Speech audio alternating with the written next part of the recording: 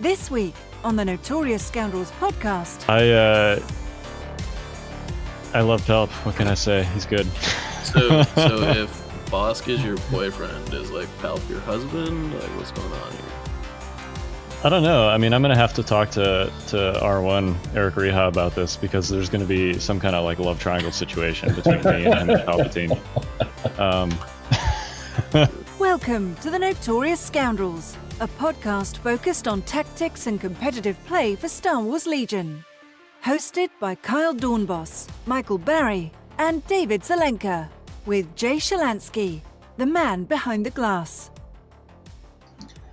Welcome back to the Notorious Scoundrels podcast. My name is David, and I'm joined by Mike and Kyle. What's up, guys? Hey, yo. How's it going?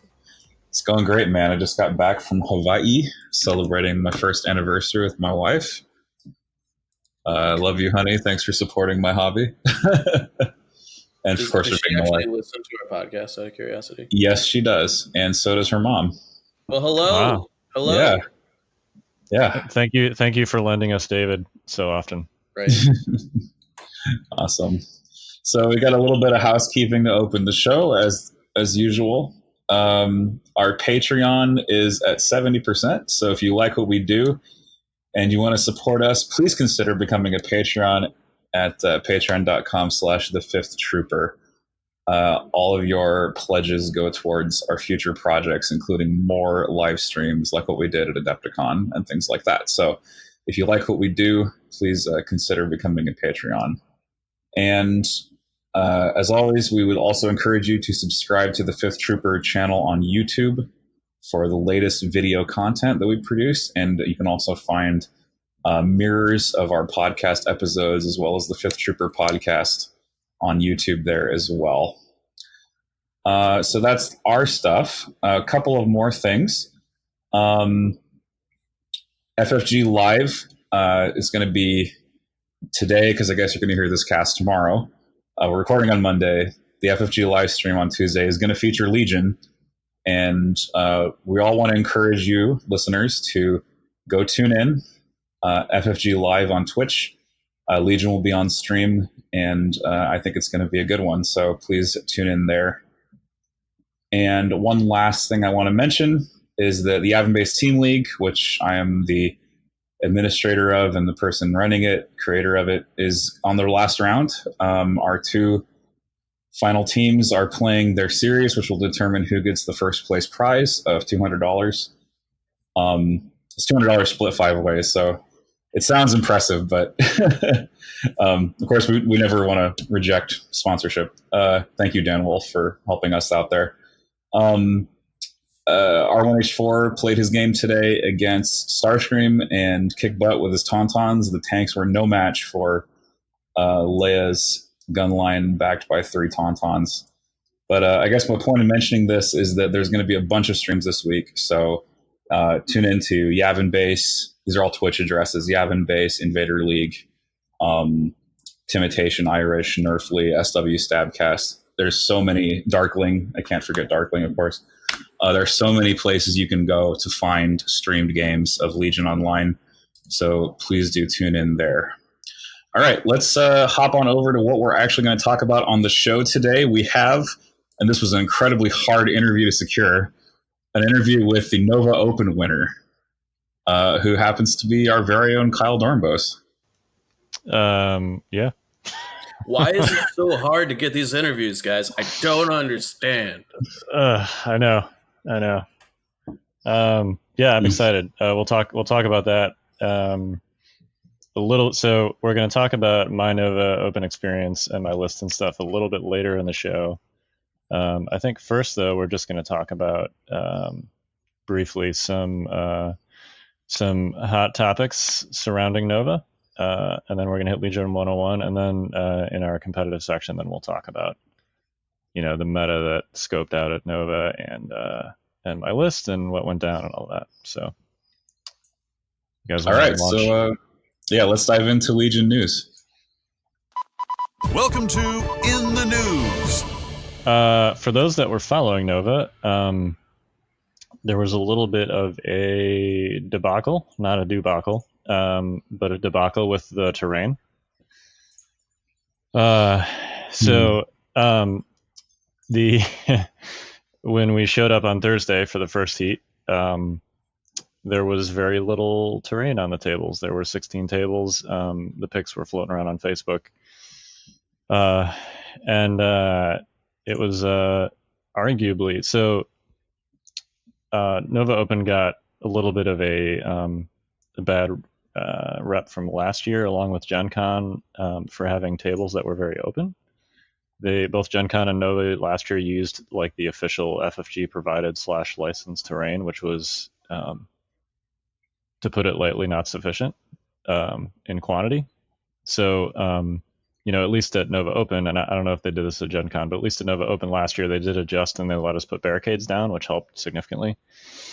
And in fact, they did that also the first round on the Thursday heat when it was clear that there was not enough terrain on the tables. They let us put barricades down, which helped quite significantly. During lunch, the TOs found or scrounged up or were delivered some more terrain, and they added it to the tables to make adjustments, which helped quite a bit, at least as to the quantity of terrain on the tables.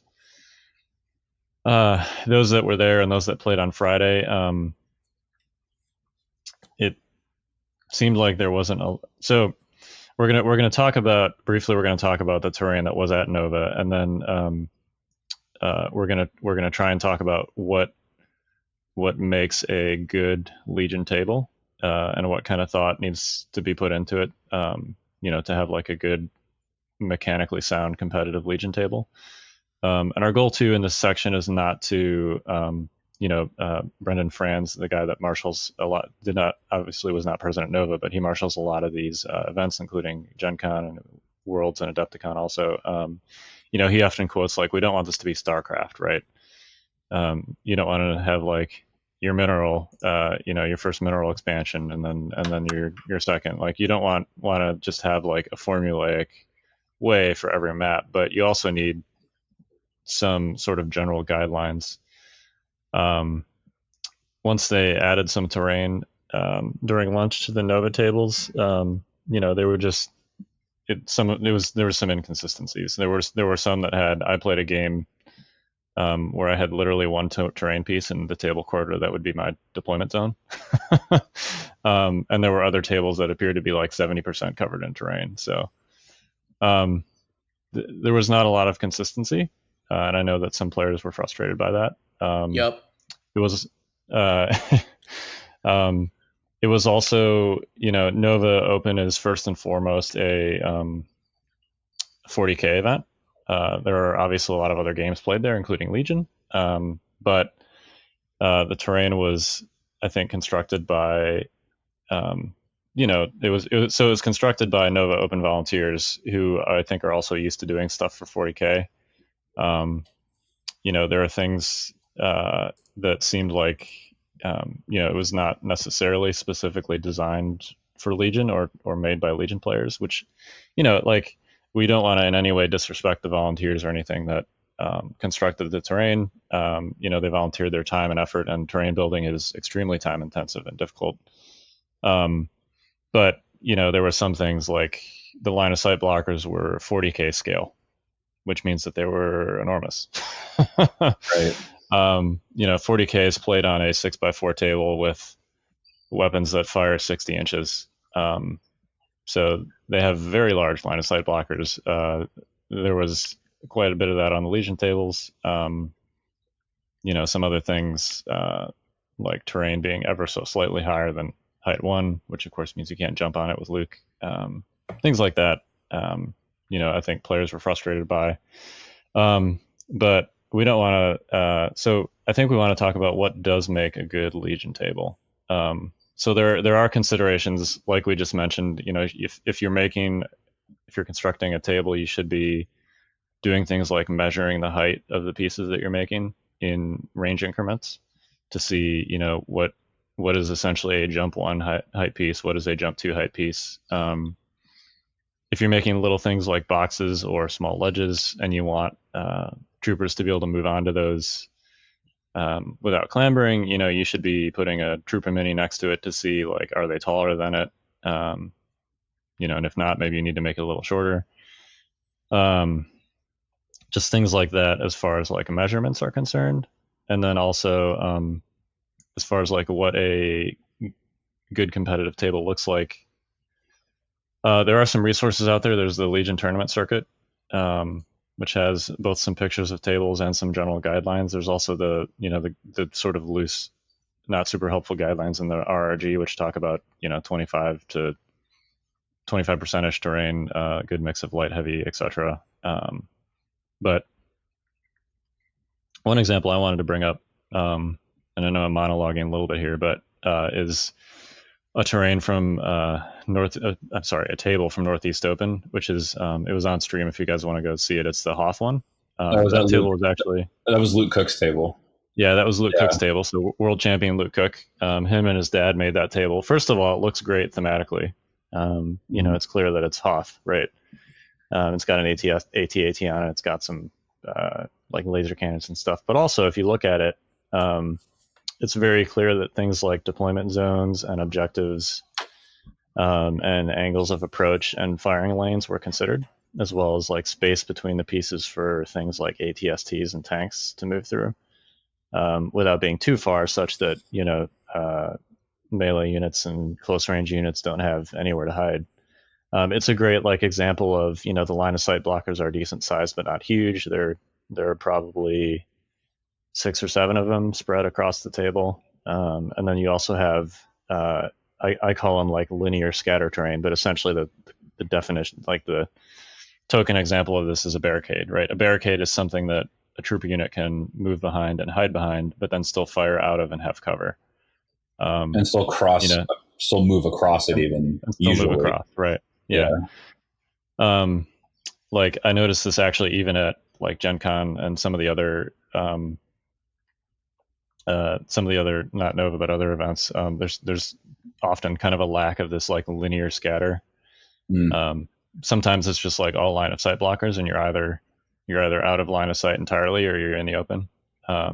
So I like that, like Luke Cook's table, the example table we're talking about here, had things like barricades and boxes sort of sprinkled in the firing lanes, for troopers to move up and take positions behind. Now, I guess maybe we can take a minute to clarify.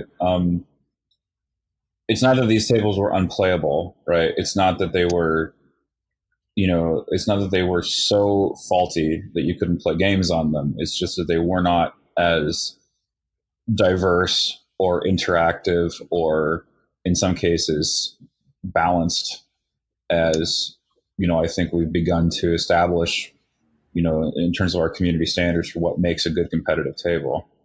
I would say that for 90% of the tables that's true.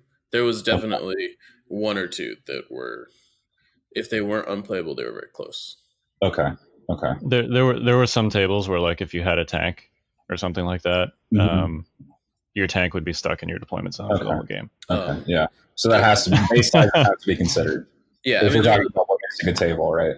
There was one table with a continuous wall for probably 3 feet on it. That was not like parallel to a player board edge. It was like bisecting like a player's board edge from the middle of the table to like on a diagonal, so it would like completely cut off like 40% of the map. The reason that's problematic, right, is that would cause a dramatic shift in the balance of the table depending on the deployment zone and who was blue, right? Yeah. Well, and also what units you brought. Right. Oh yeah. Okay. And I mean the thing about it wasn't like something you could just like. There was just no good way to get around it. So if you were playing key positions or recover the supplies or intercept, like one player just like would not be able to get to the middle of the table.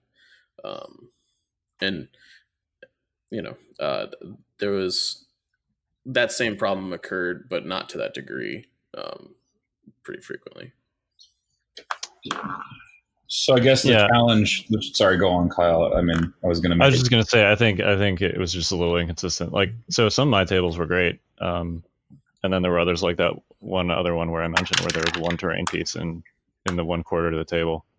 Come on, David, what are you doing, man? I don't know what I'm doing. I did it again. I did Stop that thing. fiddling with your giant acrylic dice. I'm so sorry. Yeah, and I don't want to like spend too much time. So I will also say that on Saturday, for the elimination matches, the tables were excellent. I think we also posted pictures of those. It's clear that they essentially consolidated like the best, most Legion appropriate terrain pieces from all 16 tables and put a lot of thought into how they're arranged and stuff on Saturday, which is good. But yeah, I could definitely see how some players that. So I I brought Palpatine, so I was fine with tables with 70% terrain. Yeah, you were like delighted, right? Palpatine's that high value, short range, nukes you to death in round 4 or 5, kind of unit that really benefits from heavy. And I had snowtroopers and IRG, so I had, I personally had no complaints, but I can definitely see, how some people that, there were. So let's just briefly talk about the results. Okay. And to just move on from the terrain discussion a little bit. So that there were in the top 8 from across 2 days, there were 6 Rebel players and 2 Empire players. I don't believe it. one of those Empire players was me. Hey. The other one was running. It was Gus Smith. He was running Krennic Double Bounty. And then the Rebel list. Yeah, the Rebel lists were actually pretty interesting. Several of them had Tauntauns, but several of them also had vehicles. There were 4 land speeders represented among those 6 lists. One list had 2 land speeders and 2 flame RTs. That's a significant, significant investment in armor, right? Like, because it's how heavily kitted were the land speeders? Were they like the 155 point versions with the rocket gunner and the Mark II? Yeah, they weren't like, but they definitely had the Mark II. I don't have his list in hand, so I don't know. Okay. But he did manage to get up to 10 activations. I think he basically had like naked Rebel troopers. Wow. And it was just all that investment in armor.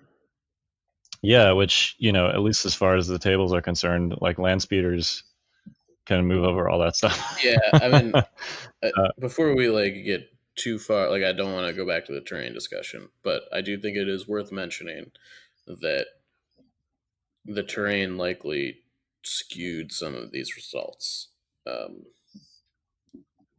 as far as what was able to be successful. Yeah, I don't disagree with that.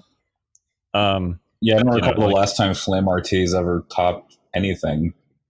Now that said, I think, and maybe we can just launch right into our competitive section and talk about Nova meta and then do Legion 101 last.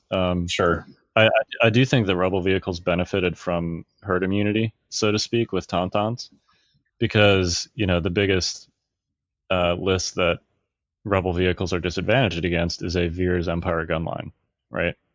Which gets absolutely stomped, literally, by Tauntauns. Yeah, they get walked over and suppressed and killed. Right. So either those Veer's gunline lists just lost in the early rounds, or people didn't bring them to begin with. And suddenly, your Empire players are bringing, Palpatine, or like some kind of Krennic list that's less efficient against armor than like a Veer's gunline. And if that's the case, then you're going to create some space for vehicles like land speeders and ATRTs. So I don't think that it's the reason that you saw 4 land speeders in the top 8 is just the terrain. I think there's some like permanent meta takeaways here as well, as far as like herd immunity from Tauntauns is concerned. So just to recap for the listeners, we're basically saying that Tauntauns were like a big, boogeyman, scarecrow, whatever you want to call them. People were like, oh, it's this new unit. It's really powerful. I got to prepare it to face it because it's the new hotness. And so a lot of Imperials shifted away from the normal impact-laden Veer's gunline style, and that made an opening for armor, which also happens to be somewhat good against Tauntauns, because the only way Tauntauns reliably produce crits is in melee with vehicles, but that's where they don't want to be, because then they don't benefit from being engaged. Right? That's kind of what we're saying. I don't know. Yeah. I get what you guys are saying. As someone who played and brought Tauntauns,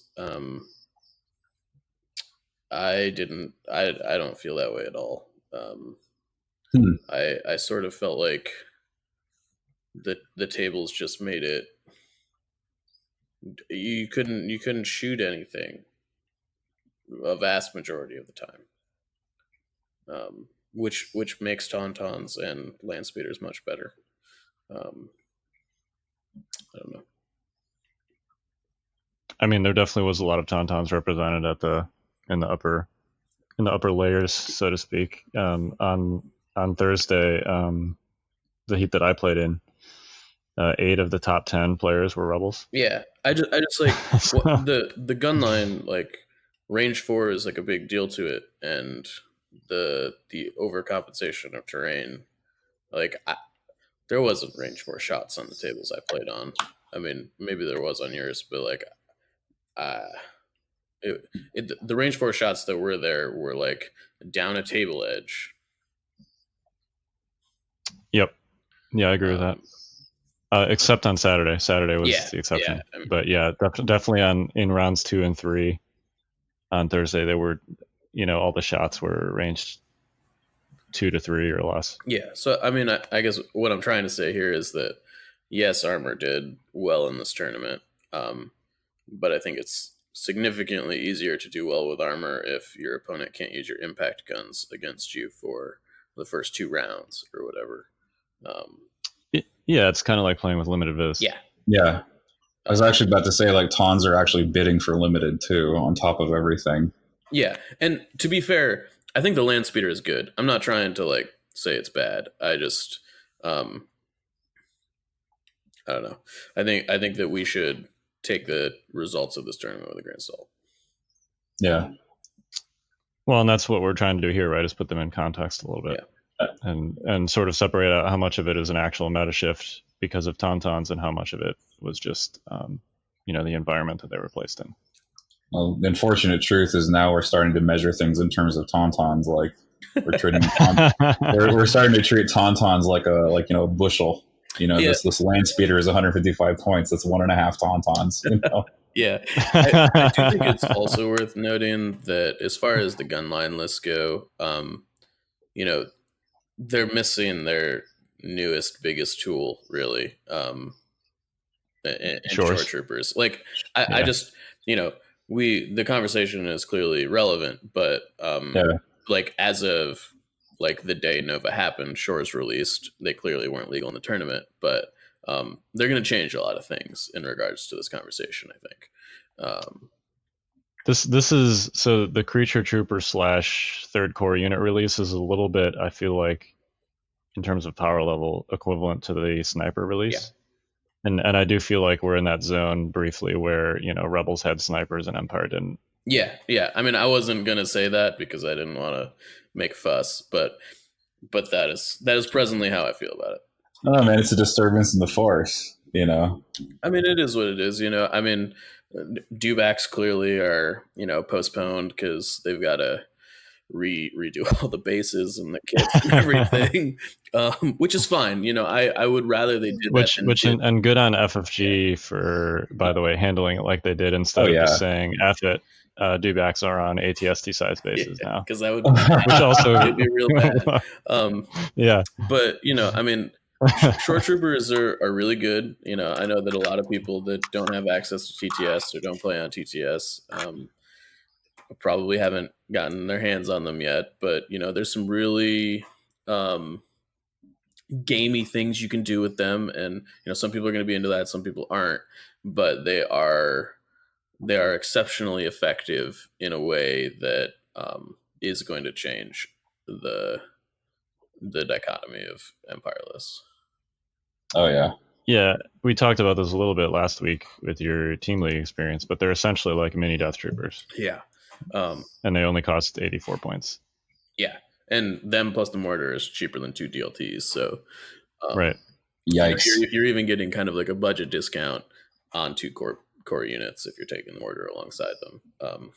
Yeah. Which is Now that said, it's it's 8 wounds instead of 10 in that situation. This- So it's a This is exactly the reason I But- don't run triple tons, because you have to leave some room in there for a couple snipes, because you're just going to be Yep. screwed. Like if the Empire player is making all the saves, backed up by aggressive tactic surges, backed up by God knows what else tech, whether it's a naked guard or it's a medical droid, you're going to need something that'll break that up, and Pierce will do it. So Yeah. So, anyways, I feel like I'm a little bit on a soapbox about how we shouldn't be listening to what we're saying about this meta. So please ignore everything I just said. Oh. Conversation. well, no, all you're saying is that it's going to shift again, is what you're saying. Yeah, I don't want to. I mean, like, let's talk about it. I just do want to caveat that a lot of what we're saying is either not going to be relevant in the coming months, or you need to at least understand that things are going to change for a variety of reasons that we've listed here. Yeah, and I think that's a good thing. Like we're a little bit, we're also getting 2 new factions soon.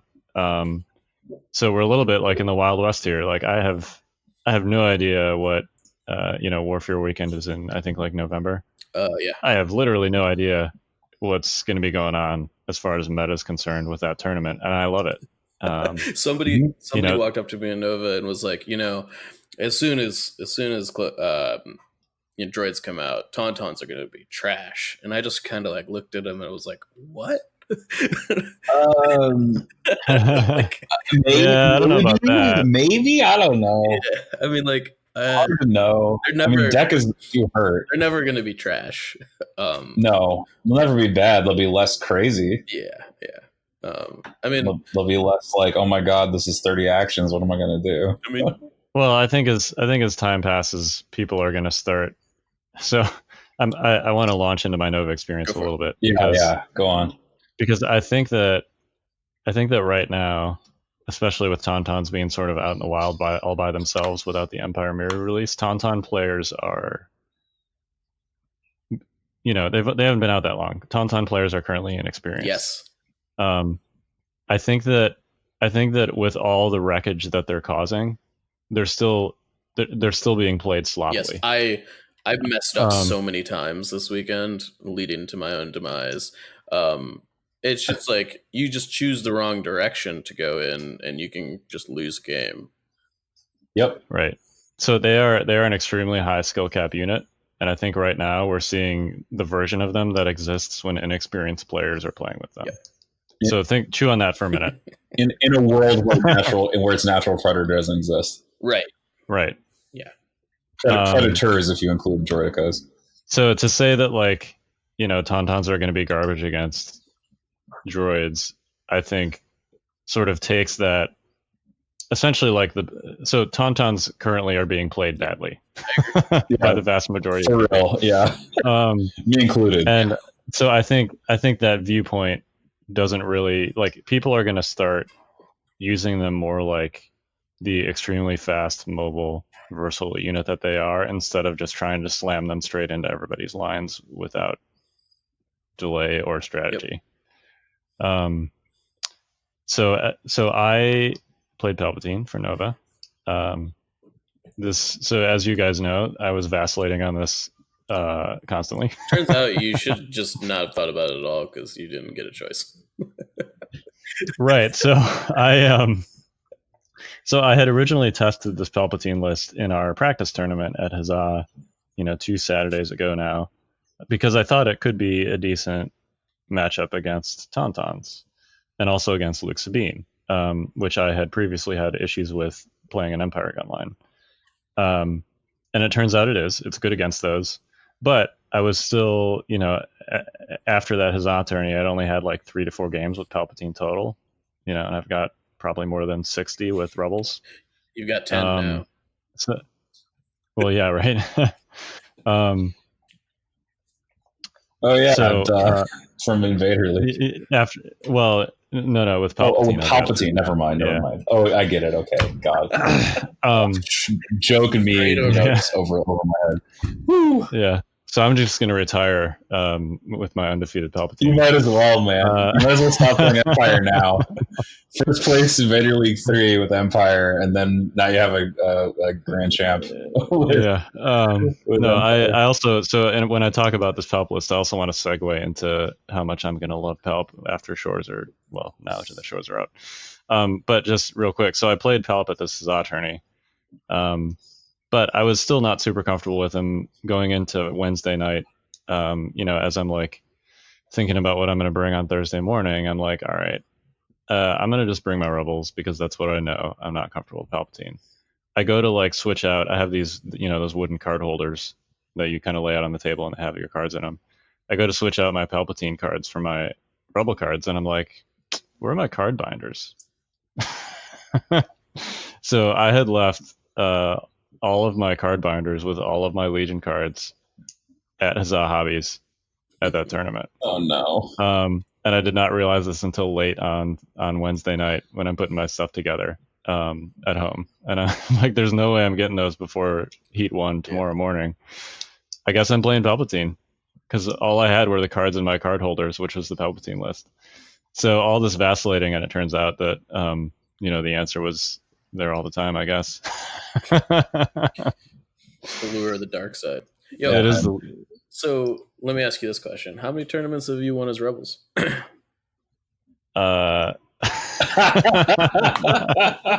I'm just. So I went undefeated at Nova last year as Rebels. How many tournaments have you won as Rebels? Oh man. Look, it's not about Rebels versus Empire. I'm just asking a question. The answer to that question is none. Okay. No. How many have you won as Imperials? 2. I count 3. Wow, this is like some sort of Imperial deposition going on over here. What's the third one? I count Invader League, I count Huzzah, and I count Nova. Oh yeah, okay. Well, I guess the Huzzah thing.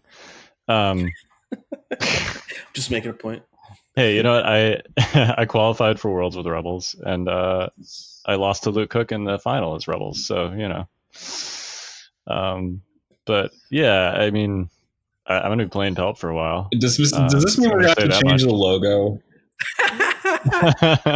It's just gonna be like Han Solo, but with Palpatine. Yeah, pretty much.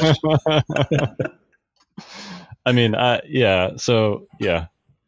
The reason that Palp worked so well, sorry. The reason why he works good. Yeah, he worked good. Is it turns out he murders Tauntauns. I played against Tauntauns 4 of my 6 games. IRG. So this goes back to my original point that Tauntauns are somewhat being played sloppily right now. For the most part, with the exception of in my last game, John actually used his Tauntauns very intelligently, and it definitely made a difference. But generally speaking, be like John. He held them back until essentially after the rest of his army was hitting me at the same time. So I had to deal with everything at once. Yeah.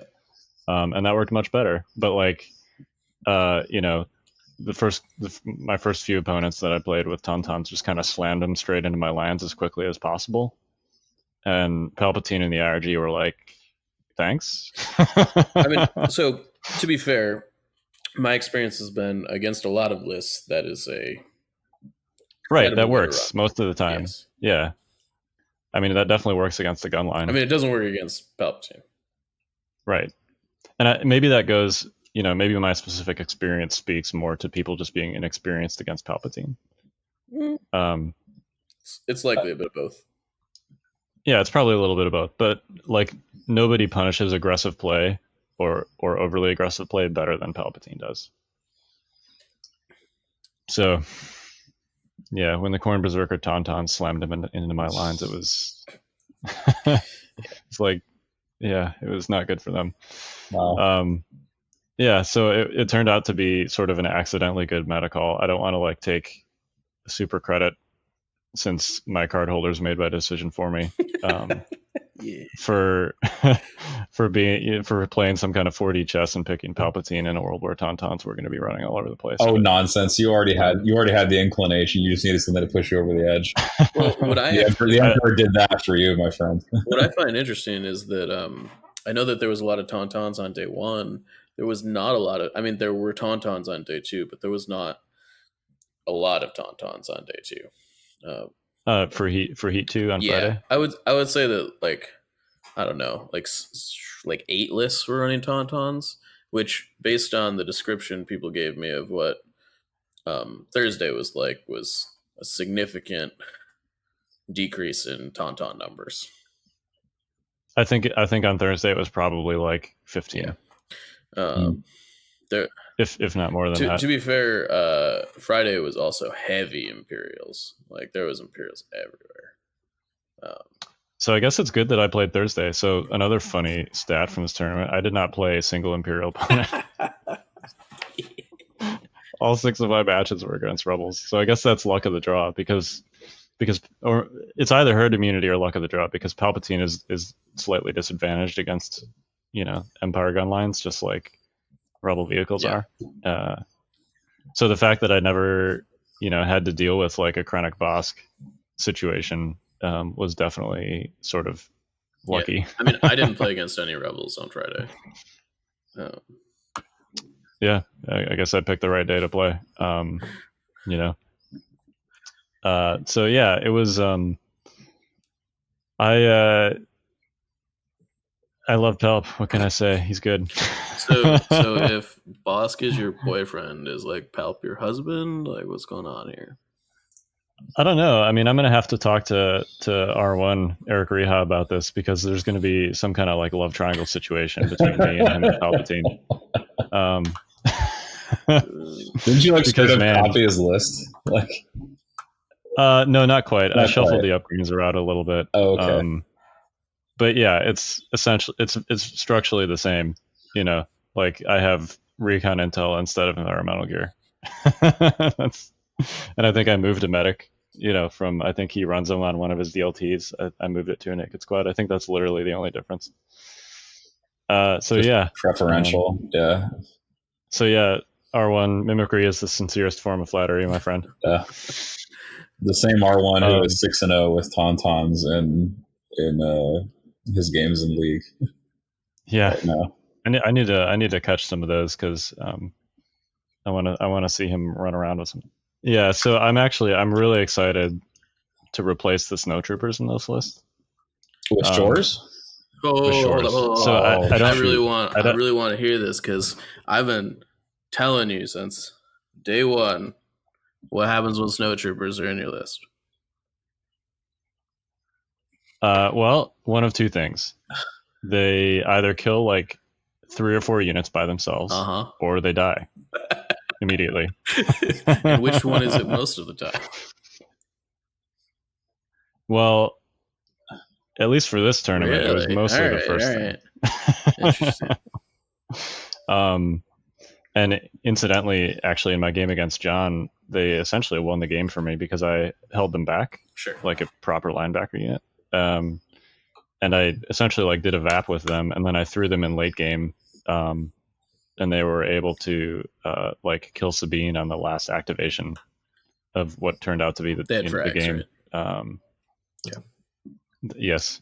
And then they were also just absolutely devastating in my game against. I want to give a shout out to Mike Cirillo, who I played the semifinal game against. And congrats, by the way, to all the invitees. There were 4 of them. It's half as many as Gen Con. You had to win your first game on day 2 or on Saturday. And that was myself, Mike Cirillo, John Grasser, who I played in the final, and then Gus Smith. So congrats to all you guys for getting your invites from Nova. But yeah, they were great in my game against Mike Cirillo. They did the whole give into your angle or double tap delete Z6 situation. That's the worst. Really good. Yeah. They can be really good, but like I think my point here, and this is what you're saying, is they're extremely Yeah, inconsistent. they just like sometimes they're like the all-star of the game, and then I find that the second happens to me super often is that my opponent is just so scared of them that they just toss every shot they've got into them until they're dead. And right, and why they work even now in a Palpatine list when they don't necessarily fit into like a traditional Imperial list is because of pull the strings, right? It's an extremely, at least when you can close the distance, an extremely effective, strong attack that you can double tap, and that's what you want with pull the strings. And shores give you that, but at range 3. yes, So I am looking forward to replacing them with shores because shores hit like a truck and they do it at range 3. Yeah, they hurt, man. And they don't take all day to get to an objective. yeah, that's the other thing. When snows are suppressed, and if they don't have like an officer or something, it's really difficult to get them anywhere. Yep, very true. So yeah, I'm super looking forward to essentially replacing the snows with shores. The other thing that's great with shores that you can put on Palpatine is aggressive tactics. Mm-hmm. Shores, and I'm doing a shore article this week, so I'm definitely going to talk about Palpatine in it. Or not this week, this month. Sorry, Jay. And aggressive tactics works obviously with entire Legion. Yeah. But shores don't surge in either direction, and neither do Imperial Royal Guard. So you're giving your shores, either an extra hit on an attack or an extra surge on defense, and you're giving your Guardian unit, the unit that's protecting all your other units, Death Trooper saves. Now riddle me this: Would you ever put an AT surge on a sniper? I think so. I mean, certainly on your entire Legion turn, you get 4 of them. Oh yeah, so you can put surges on all 3 snipers and then have them shoot with so the list I'm looking at accuracy. the list I'm looking at has 2 shores in it, so I'd probably do IRG both shores and then like a sniper. Not bad. I think you want to run the comms relay a bit if you're running Pelp too. I think I agree on principle. I have not been able to find the points for it.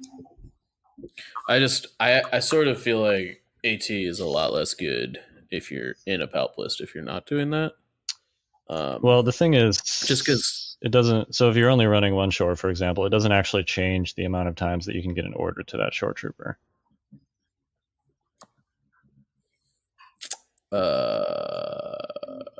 Yeah, I mean, because you can't put the battle med right, because you can't put the relay on the guard, and you can't use battle med with entourage. So, there's no way like in a Krennic list to get that free order to the shore troopers.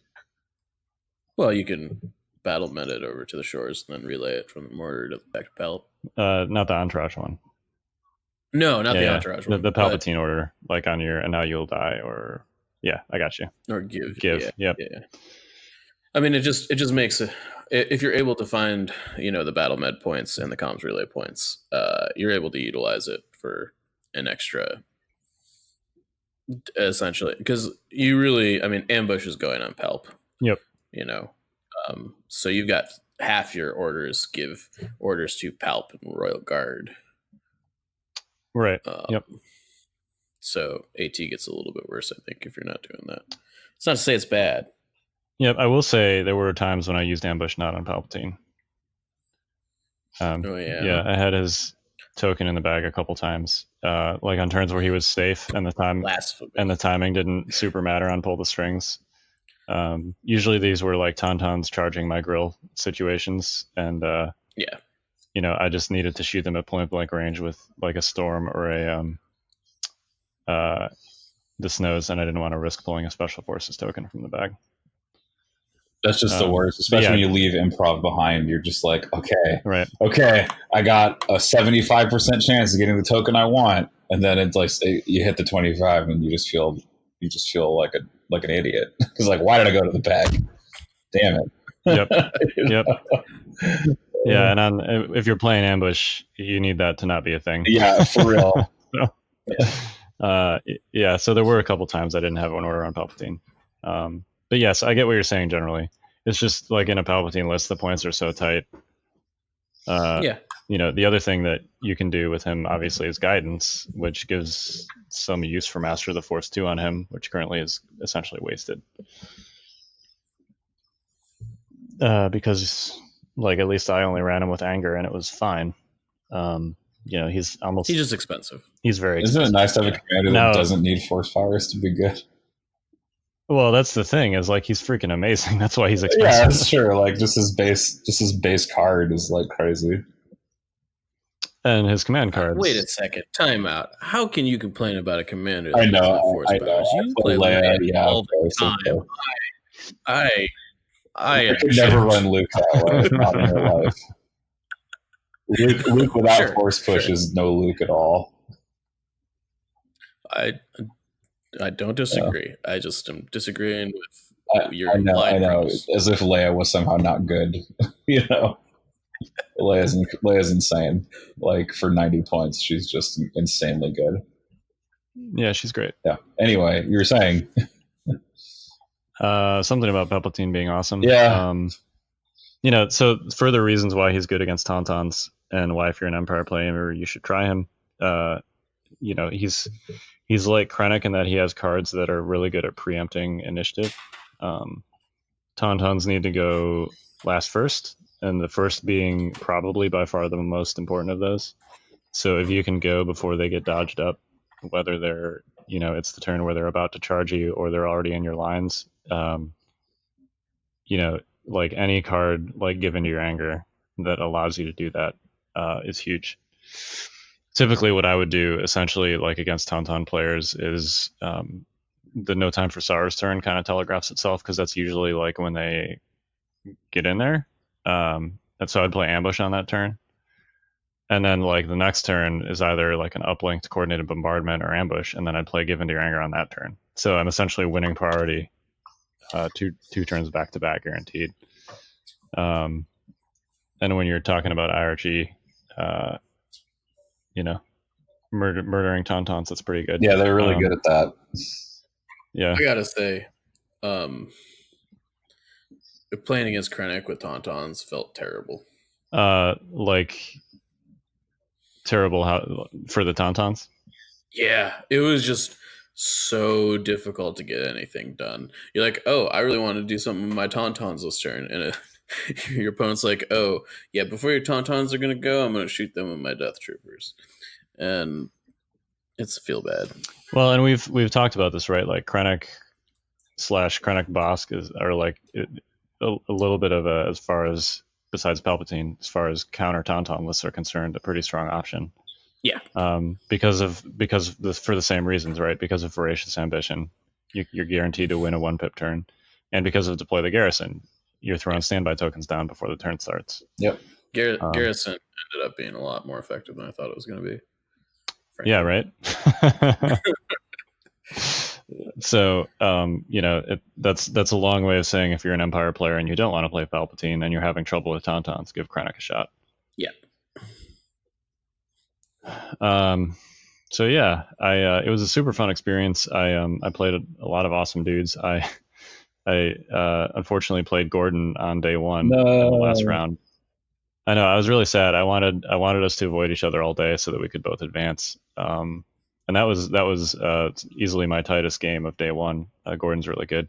Gordon Chase. Unfortunately, one of us had to hand the other an L. But that also means, I made this joke with you, Mike, when we played each other at the RPQ. One of us is going to win this game. Yeah. There's not a universe where one of us doesn't advance. So at least there's that. Yeah.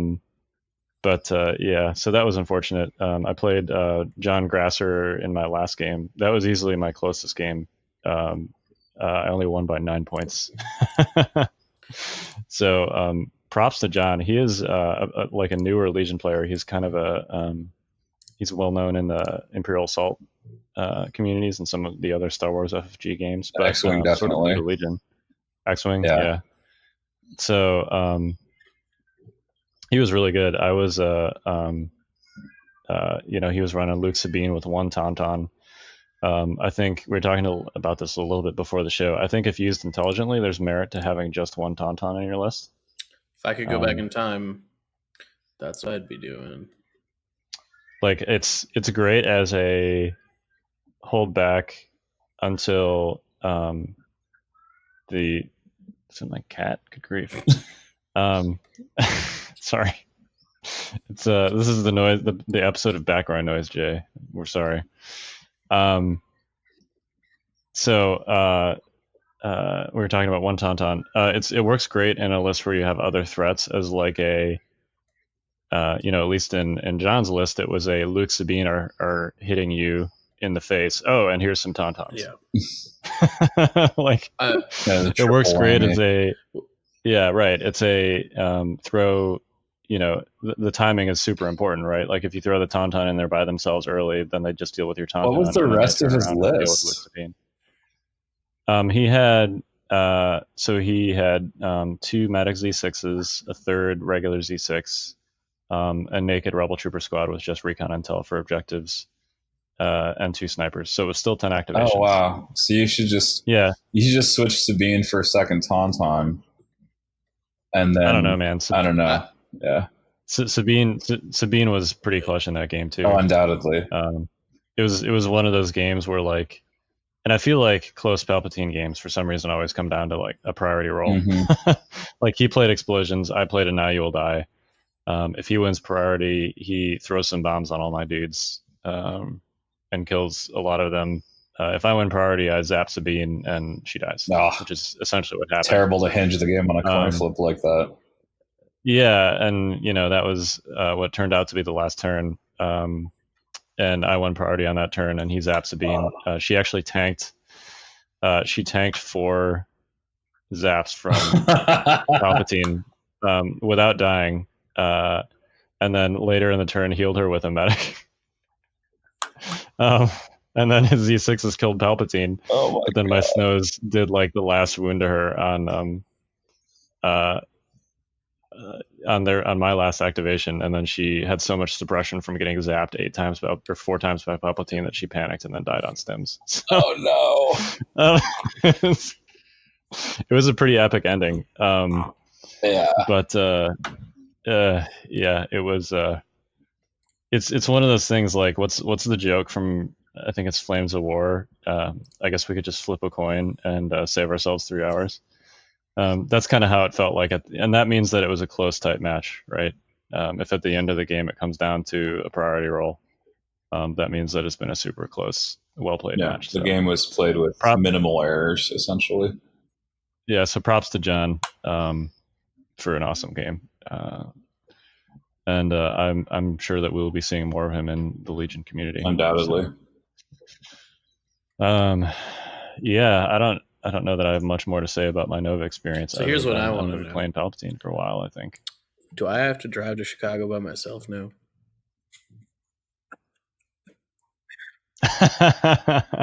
Well, I don't know. So it's not super clear. I think there's a plane ticket attached to the. I don't know. We're gonna have to figure that out. I won't make you drive to Chicago by yourself. But if you're gonna fly, I will likely fly too. I mean, like if you want to just like, go win Warfare Weekend or something like that, I think that would make this easier. I'm gonna be honest. I really started considering it after this weekend. I was like, gee whiz, you're the Scoundrels. We got to keep it rolling, right? It's funny. So they I'm jealous of your acrylic dice, David. I guess they didn't have one at Nova. No, what? You got cheated. Apparently, well, I mean, it's fine. I don't really care about the dice, but they misprinted it, I guess. So they took it back. And they're gonna mail me one. I see. Nice. Yeah. What did it say? Continentals on it? I don't know. Probably. That would have been fun. That would have been fun though if I just had like I think I'd almost rather have like a misprinted dice. Yeah, it's like the misprinted Han Solo. Yeah, right. Yeah. So it becomes like an artifact of legend. Yeah, exactly. Red die search save Han Solo. Yeah, exactly. Yeah. That's insane. Think of how uncanny luck. Yeah, uncanny luck. So it was super fun. I feel like I got lucky a little bit in the, quote unquote correct list decision being made for me, and some other stuff. But Yeah, it was good. I really enjoy the Emperor. He fits my playstyle like a glove, even more than Boss did. So I know. I told you. I know. Yeah, you told me I should have done this ages ago. Yup. I can't even describe how much he speaks to me. It's like we were made for each other. Is it weird to have like a creepy old man as your boyfriend? I guess it I'm not depends. going to touch that with a 10-foot pole. All right, let's. So, I mean, that was an awesome recap, Kyle. It was a ton of detail, and thank you for just sharing all that with us. And congratulations on your win. We have one more section to cover, I think, before we wrap things up, and that's going to be a little bit of Legion 101. It's time for Legion 101. Class is in session. All right, so we're back with Legion 101, and we're going to talk a little bit about this article that I wrote that's published now on thefifthtrooper.com. It's about learning to count. We're getting very elementary in here with counting. So Sesame Street count jokes notwithstanding, I first want to lead off with a little bit of an apology. This article did get a little bit scattered and a little bit heady because it kind of talked about some very broad stroke concepts in the game. But fundamentally, the lesson of that article, and you should read it because I think it's a good read. But I'm just going to talk about some of the fundamental lessons here. It's basically telling you that you should be keeping track of the game state and all the various elements of the game state. I know it sounds like hyper basic, right? But there's a lot of things to keep track of in this game if you're a newer player. And I think only by deliberately creating like a mental sort of checklist will you start to mind these things more and more often. If you have a ton of free time and you have the ability to grind out a bunch of games, this starts becoming automatic. But I think for a lot of us, it helps if we just have a list of what to track. And the article kind of goes into the finer points of tracking things like activation count, like who has more. If I lose priority, how many actions do I get at the end of the round that my opponent can't reply to? Keeping track of things like command cards that have been played. Who has a 1-pip right now that can play it and win priority with no danger, essentially, of ever having that in question. And of course, do I have, a Palpatine or a Krennic across the board for me? Do they have cunning in there? Or is cunning going to be a problem for me? Is Given Tier Anger going to be a problem for me when they get played?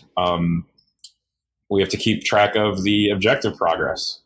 If I take my range ruler and measure, can this unit leader do double move over the next 2 rounds and break through? Or if I suppress this unit, can it get onto the intercept point and score that objective? And lastly, points destroyed, which is talking about, how much have I lost? How much has my opponent lost? And if this game goes to a tie, do I win or not? And knowing that, do I play aggressively or defensively? So that's kind of like the big focus of the article. Is there's a lot of elements of the game state that have to be tracked for you to have a clear picture of what a good next step is for your game, essentially. And I kind of wanted to make a small addendum to the last section in it. I sort of talked about that briefly there about objective progress, but it really helps in about round 4 or 5 to look at your units and your opponent's units. Basically just look at the position of everything on the board and just take a minute, step back, look at the big board and just try to see, okay, what are some plans that I could have for each of my remaining units? Now, I know it sounds a little bit complicated because there might be a lot of stuff on the board, but 4 or 5 is, that's really kind of the make or break point. Like the game's winding down into its later stage. There might only be, 5 or 6 activations on a side left. And so it shouldn't be too hard to say, okay, these 2 units are going to move and shoot next turn, and then this unit needs to move and tag the Vaporator or something like that. you need to just create a hypothetical set of moves for each unit. And the more deliberate you are and the more specific you are about the plans you make for your units, the better off you'll be in terms of getting your goals accomplished in the game and getting a victory. Another thing I didn't mention also is keeping track of the game clock. We're not yet to the point where we have chess clocks. We may never be there. We don't have any idea if it'll ever come to that. So, the game is played with a fixed amount of time. You need to be aware of the time when you're playing a game of Legion. You need to be thinking, what's the likelihood that we're going to get, the next however many activations are left in the round done before the clock, we're going to get that done before the clock runs out. And you need to be looking at about like the 20-minute mark or so. Always like look over your shoulder every so often to see where that clock is. Or if you get a table where you can see the clock without any effort, this is really easy. Sometimes you're all the way across the tournament hall and you have to like take a step or two away and like, squint real hard to see the clock, like at Gen Con. There was some of that.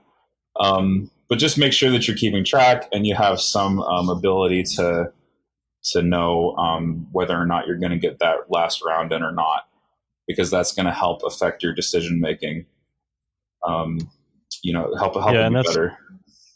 And that's really important at time tournaments. I actually ran into this myself a couple times, and like where you just essentially you have to I like to make a 6-round plan, but really you have to just do everything 1 round earlier than you think you do with respect to objectives. So if you're like, well, I can just grab that box next turn, just grab it this turn. Yeah, just get it done. You never know. Even if you've got 20 minutes left on the clock and you think that you can finish a round, lots of things can happen that make that an uncertainty, and you don't want to be cutting it close on the end of a round to the point where you're trying to like rush to pick up tokens to finish a round. So, just always do something 1 round earlier than you think you need to is the lesson there if you're playing in a time tournament. Yep. And also just like if you ever have a question about like can that unit break through or can that unit pick that box up in 1 action or in 1 activation, you have the ability to know that by using your range ruler. You can infer that because that moves are slightly less than range 1 at speed 2. I mean, so you can use the measuring stick to know these things and to create a game plan that's accurate and does not go wrong. And it's especially important on objectives that you need to reach, like breakthrough, or intercept. And keep in mind, like specifically on breakthrough, you need to be fully in the deployment zone with your unit leader. So don't just measure like to the edge of it with your range 2 and be like, yeah, I can get there. Yeah, you got to know that unit leader can be fully in. Yep. That doesn't mean the rest of his unit is. Sorry, go ahead, Mike. It's also pretty important, when we're talking about breakthrough and things like it, that you're tracking the number of suppression tokens in addition to the ones that you already have that can be put on your unit before they go. Yep. Because you never want to be in a situation where you have to rally things off to get both actions if you can help it. Specifically with characters and things like that, this is like much more applicable because core units can be suppressed in 1 action most of the time. Yep. But counting to make sure that your death troopers will definitely be able to go before they get 2 suppression tokens or 3 suppression tokens if you've got access to strict orders or whatever. Making sure that you do that math correctly is also insanely important. Right, it lets you know how much time you can afford to wait. Yeah, because waiting is generally good, but if you wait too long, you get suppressed. Then you've messed up. You've made an error. That's for darn sure. And I guess that kind of just covers it. I mean, most of what we're talking about here is covered in great and deliberate detail with images. Thank you, Jay, in the article on fifthtrooper.com. And I just want to make one final point is, yes, a lot of this is planning, but there's also a lot of educated guessing because you don't know what your opponent will do necessarily. You can make some really good guesses about what they might do, And in terms of just like tracking the game state, if you play a lot, this gets really automatic and just kind of condenses into a feeling almost like tying your shoes. Like you don't really like, or any really activity that you do that you have a lot of experience with. It just becomes automatic. You don't think about the deliberate steps anymore. It's just a feeling that's condensed. But that said, if you're up against someone with a lot more experience than you, no one's perfect. Your opponent is just a person. Don't put them on a pedestal. They are error prone and human, just like you. So just go for it, man. Just go for the gold. Yeah, I think a really good place to start is just make sure that you know what command cards your opponent can have access to, as far as like counting goes. Like those are probably Counting the biggest pips, yeah. bang for your buck you're gonna get, as far as like making sure that you have access to the information you need, because those are the most powerful things that you may not know if you like don't have a ton of experience with the game. I played one guy at Nova, and I played Change of Plans, and he was like, I didn't even know this card existed. And I was like, yeah, Oof. sorry about that, man. So which like he was new to the game, like that's fine.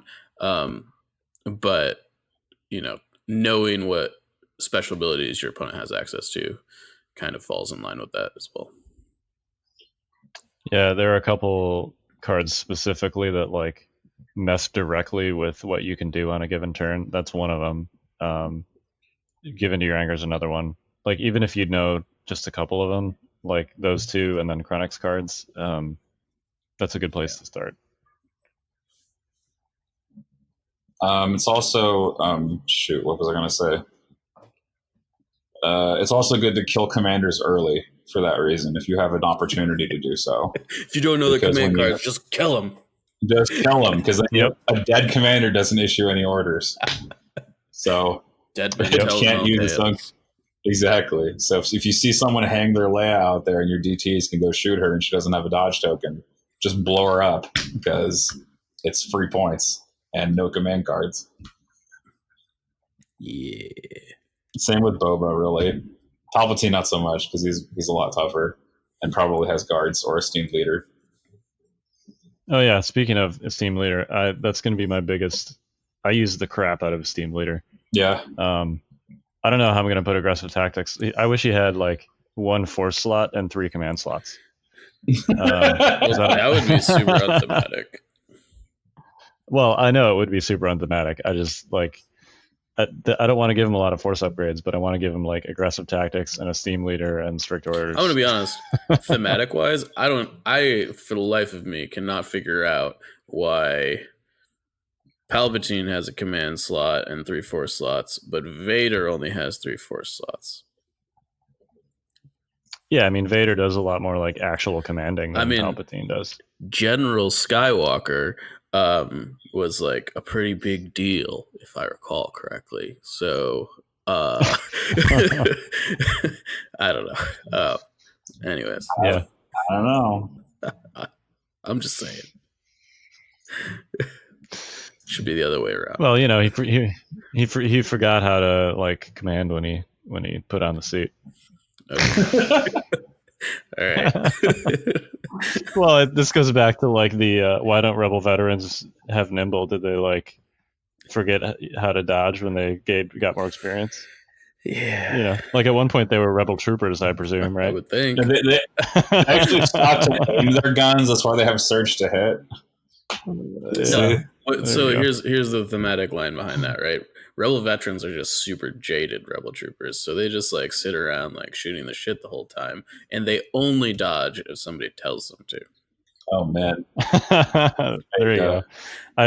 Someone else also said that veterans are just, they're like us old salt and pepper guys. They got like knee injuries and like hamstring injuries and crap. They're too old to like nimbly dodge around like the new. So you put them in the trenches to keep the younger ones alive. Oh, that's grizzly, yeah, right. man. Oh, you can hold a rifle. Oh yeah, man, exactly. I know you got a bum ankle, but Yeah. here. Well, I mean, You You won't have to move around much in this Like, trench. I guess a really good question for me is like, what are they veterans of? Yeah. You're right about that. They only appeared on one planet, and then they got killed by an AT-AT. I just like, I mean, the rebellion really wasn't around for that long, so like, I don't know. I mean, I don't. You know what? There's lots of conflicts going on in the Galactic Civil War in your imagination. Sure. So, Yeah. You know what, Mike? Soon we're gonna have Luke Skywalker fighting General Grievous. So I feel like we have to. Yeah. Lessen up on the thematic appeal. Yeah. Well, I mean, that's super important. I'm just saying, like, maybe questioning why veterans don't have nimble is not the most. You just pretend Luke is Anakin and problem solved. There you go. I don't know, man. I always try to recreate that scene from Revenge of the Sith where Grievous gets killed by a blaster.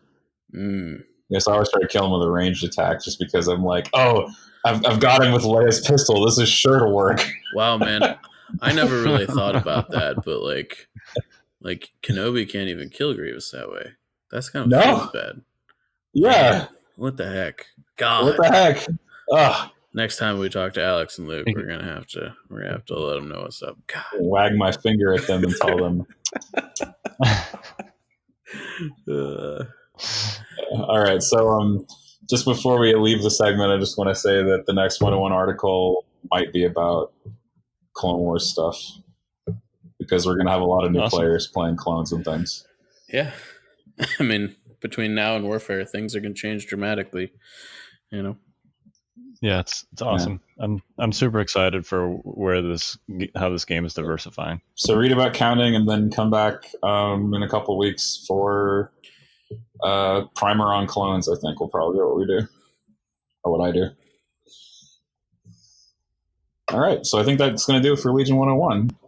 And I think we've come to the end of our notes. So, have any last thoughts, any final announcements, or things we want to talk about before we wrap the show up? So I also want to commend all the Nova players. Yeah.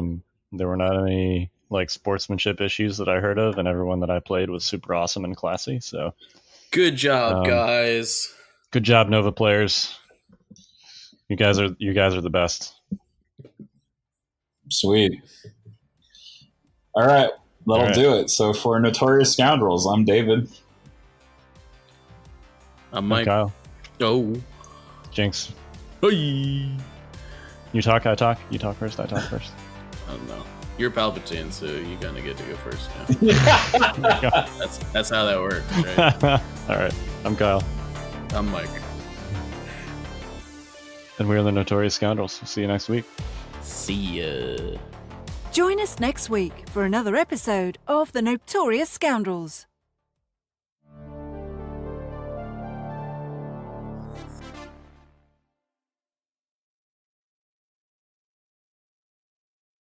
This has been a Fifth Trooper production.